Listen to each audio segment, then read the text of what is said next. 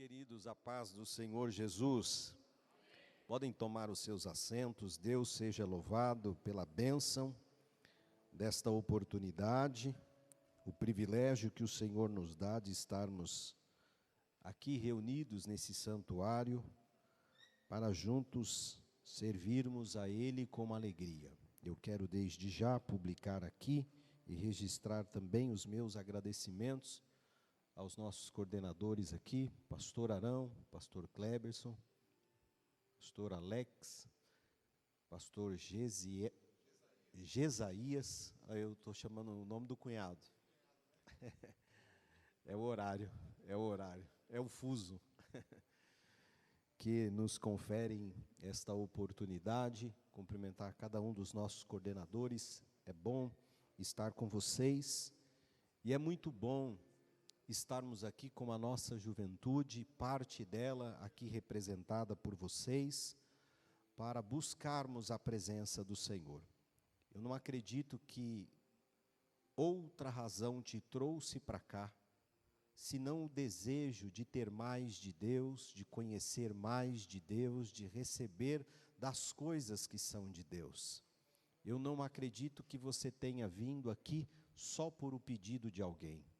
Eu acredito que foi o Espírito Santo que te trouxe aqui, porque Ele tem algo ainda para também falar ao seu coração. Eu quero ser breve nas minhas palavras, e por isso convido você então para lermos a palavra do Senhor.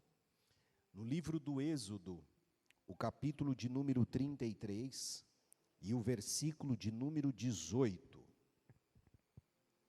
Êxodo, capítulo de número 33 e o versículo de número 18. Glória a Deus, glória a Deus, glória a Deus. Está escrito assim na palavra: Então disse Moisés: Rogo-te que me mostres a tua glória. Rogo-te que me mostres a tua glória. Eu quero chamar a sua atenção, por poucos minutos, à exposição desta oração. Esta é uma oração muito breve, mas carregada de uma tonelada de inconformismo. A oração de Moisés é a oração de um homem inconformado, de um homem que não quer viver de maneira comum, de maneira ordinária. Ele não quer ser alguém que passa desapercebido diante da presença de Deus. Moisés é um homem de um desejo inquietante pela glória de Deus. A biografia de Moisés é uma das biografias mais lindas que existem na Bíblia Sagrada. Na galeria dos profetas hebreus, na galeria do judaísmo, existem dois grandes profetas, Moisés e Elias. Isto se dá por toda uma vida que estes homens mantiveram com Deus. E há um destaque para a vida de Moisés. Moisés, ele nasce em meio a milagres. Ele é preservado na vida em meio a milagres. E ele conhece a Deus de uma maneira muito atípica, muito diferente. A Bíblia diz que o Senhor viu o sofrimento da nação de Israel, que estava padecendo o castigo de Deus na terra do Egito. Haviam passado-se 400 anos, e aquele povo sofrendo nas mãos de Faraó, amargando décadas, centenas de anos sofrendo. Mas a Bíblia diz que Deus se lembrou do seu povo. E Deus se lembra do seu povo e Ele decide escolher alguém para executar o seu plano. Esse homem a quem Ele escolhe tem por nome Moisés. E Moisés vai conhecer Deus num dia comum. Ele está andando e ele percebe algo atípico. Tem uma sarça pegando fogo e a sarça não se consome. O que é atípico? A sarça não se consumir. O fogo devasta a tudo. O fogo, ele é demolidor, ele é destrutivo. Mas ele está passando e ele percebe, tem algo diferente aqui. Porque a sarça não está se consumindo. E aquilo chama a atenção de Moisés e ele vai então se aproximar para ver o que está acontecendo naquela sarça. E do meio da sarça uma voz fala com Moisés, dizendo: Moisés, tira a sandália dos teus pés, porque a terra onde você pisa é terra santa. Todo lugar aonde Deus está é santo. Todo lugar aonde Deus está é santo. Todo lugar aonde Deus está é santo. E é com esta orientação que Deus convida Moisés para experimentar uma vida completamente marcada por milagres, por interferências extraordinárias, por providências que homens comuns não puderam experimentar. E quando você olha o chamado de Moisés, a maneira como ele responde, ele vai caminhar com Deus e viver experiências profundas. O Senhor vai dar a Moisés a possibilidade de ver coisas extraordinárias. Deus chama Moisés e disse: Moisés, você vai livrar o meu povo. Você vai tirar o meu povo dessa escravidão.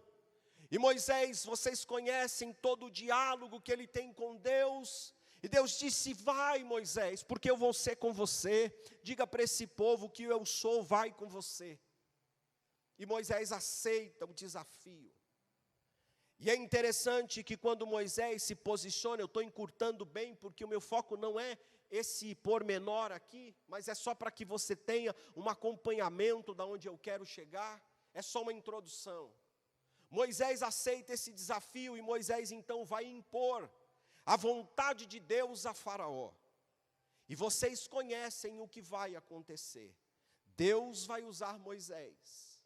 E por intermédio de Moisés, 10 grandes episódios vão marcar a saída do povo hebreu. 10 pragas. Só que não são coisas comuns. Não são coisas que por hora alguém tinha visto. O que Moisés está vendo não é coisa comum. Não é coisa comum alguém orar e as águas se tornarem em sangue. Não é coisa comum alguém orar e animais adoecerem. Não é coisa comum alguém orar e gafanhotos invadirem a terra. Não é coisa comum alguém orar e piolhos descerem sobre os seus inimigos. Não é coisa comum alguém orar e fogo do céu descer em pedras que destroem a plantação dos inimigos. Não é coisa comum alguém orar e a noite se estender por dia sobre a face da terra. É este homem que Deus levantou, e é este homem que Deus está conduzindo para um grande propósito. O último dos milagres é a morte dos primogênitos, coisa também muito incomum. Moisés sai e vai caminhar com Deus, e vai caminhar com a nação de Israel no deserto. trajetória de Moisés no deserto é marcada por coisas extraordinárias.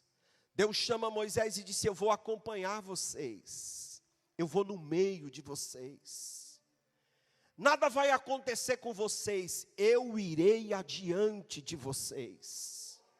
E de repente, meus irmãos, eu imagino Moisés caminhando com aquele povo, andando, entrando no deserto para começar a sua peregrinação. O sol causticante do deserto se despontando sobre aquelas milhares de pessoas. E aquele povo agora pensando: como é que nós vamos atravessar esse deserto? De repente, uma nuvem se levanta em cima da congregação de Israel, para proteger aquele povo da insolação. E eles começam a andar, e eles percebem que enquanto eles vão andando, a nuvem vai acompanhando eles e protegendo eles, refrigerando eles no meio do deserto. Eu gostaria que você entendesse o que eu estou falando. Naquela época não existia ar-condicionado, não havia meios ainda que o homem pudesse, e nem se quisesse, refrigerar o deserto. Mas Deus estava mostrando que a glória dele acompanharia aquela nação, e que ele estaria com aquele povo de uma maneira extraordinária. E o povo hebreu está caminhando, e de repente já não é mais dia, é noite. O frio agora é incomum.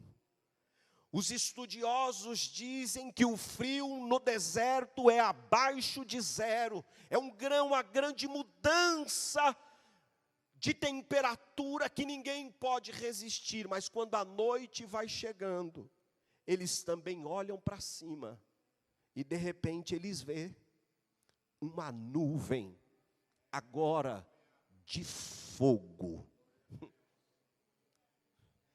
para aquecer o povo hebreu, para deixar o povo bem acolhido e protegido. Gente, quero que você vá pensando e construindo comigo, e entendendo a oração de Moisés. Escute, eu não quero desprezar você e nem as suas experiências com Deus. Eu não quero desprezar a experiência que nenhum dos senhores teve com Deus. Mas eu julgo que nenhum de nós carregamos no nosso currículo o que Moisés carregou. Não é comum as pessoas verem nuvem de dia para trazer proteção às suas vidas. Não é comum as pessoas verem fogo no céu e saber que aquilo é um cuidado de Deus especial só porque você decidiu obedecer. Isto é incomum. Isto é extraordinário. Esse homem segue no seu caminhar, e ele vai ter ao longo do seu caminhar feitos extraordinários. Imagine Moisés caminhando. Agora o povo tem sede, o povo quer beber água. E Moisés então é o responsável por alimentar aquele povo. E Deus chama Moisés e disse: Moisés, não deixa esse povo ficar murmurando aí não. Pega esse cajado que você tem, toca numa rocha. E Moisés, obediente a Deus, bate o cajado numa rocha, e a rocha começa a fluir rios de águas potáveis, para saciar a sede de aproximadamente 3 milhões de pessoas que estão caminhando no deserto. Isto é coisa que só o Senhor faz. Só Deus faz estas coisas. Como a caminhada precisa ser permanente, Moisés continua caminhando com o povo, e a caminhada é longa, a jornada dele é longa. De repente ele se vê também com o povo sedento, querendo beber água, e agora ele está numa região onde as águas são amargas, e o povo vai colocar a água na boca, percebe o amargor, a amargura das águas, e eles reclamam contra Deus. O Salmo 78 diz que eles blasfemaram contra Deus e disseram: poderá Deus porventura dar-nos de beber nesse deserto?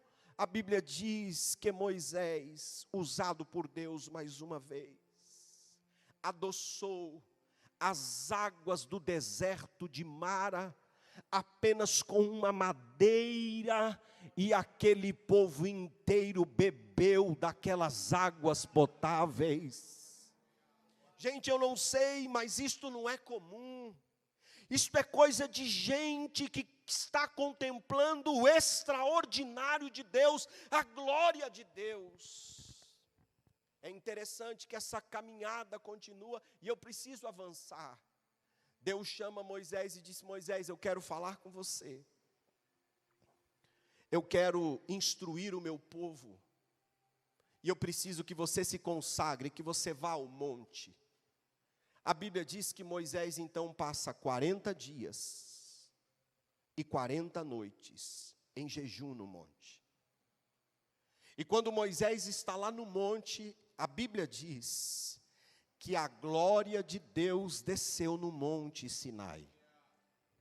E uma colina com 3 quilômetros de pedras rochosas começou a tremer, trepidar, fazer barulho, e a nação de Israel olhava para aquele monte e sabia que a glória de Deus estava envolvendo Moisés, e que Moisés estava lá no meio da glória de Deus. Só que aquele povo é impaciente, aquele povo não tem tempo para esperar Moisés descer com a lei que seria dada a eles, e eles vão pecar contra Deus. Vocês conhecem a história.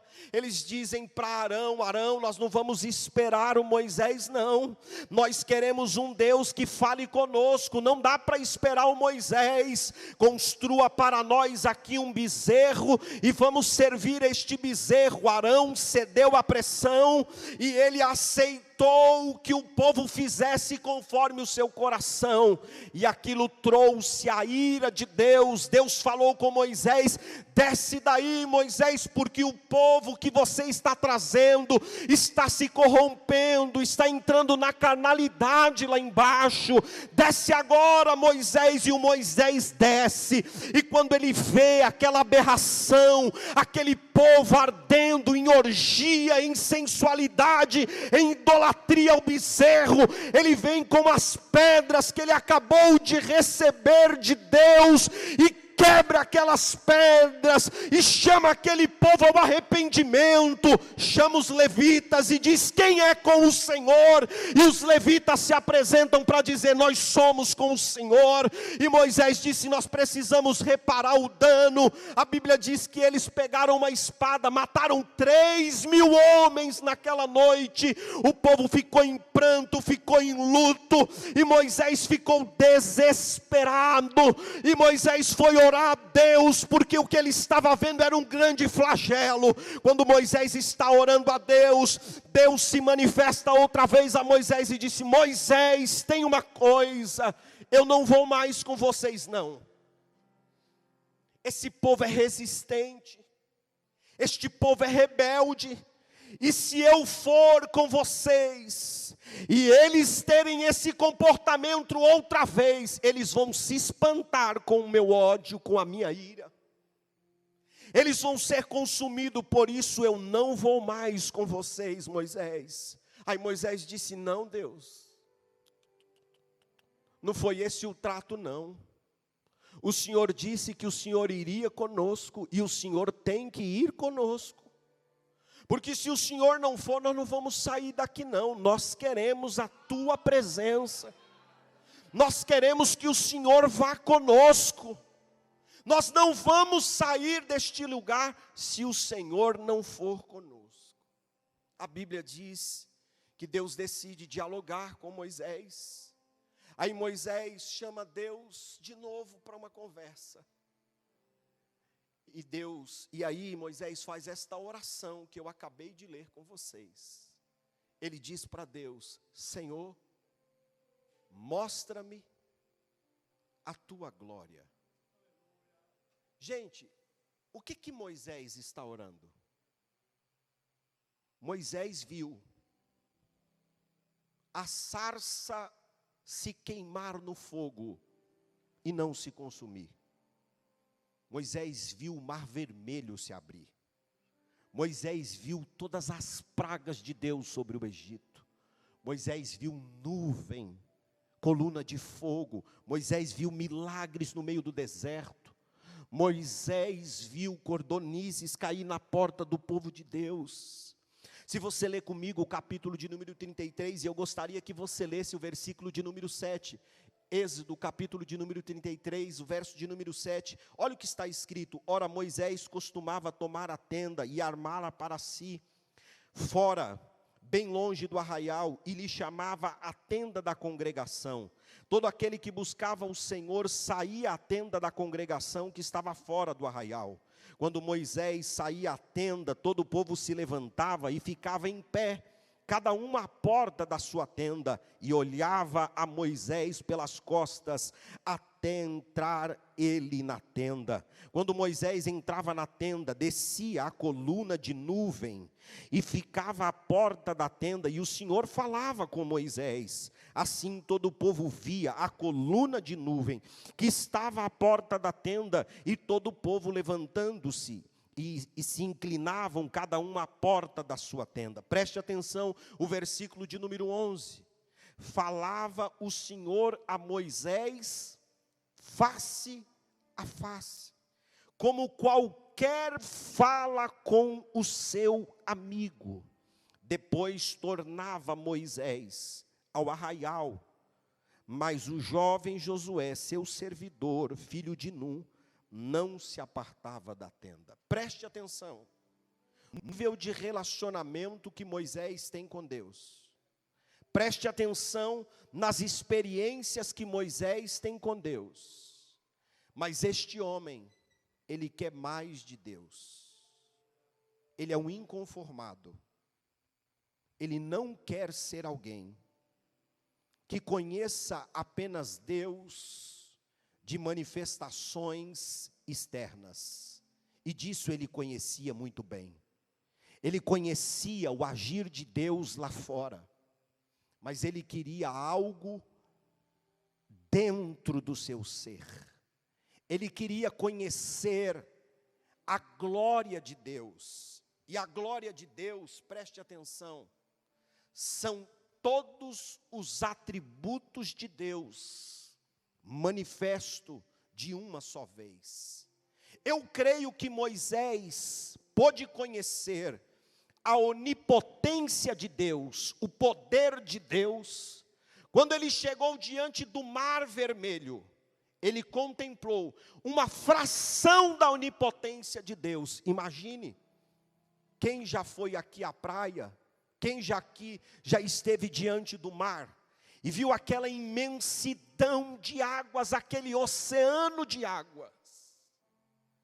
E de repente, Moisés, por ordem de Deus, pega um cajado, toca nas águas, e aquelas águas se abrem, as paredes de água se levantam, à direita e à esquerda. Moisés está tendo um vislumbre do que é a onipotência de Deus, o Deus que determina sobre os oceanos, e eles recuam conforme o poder de Deus.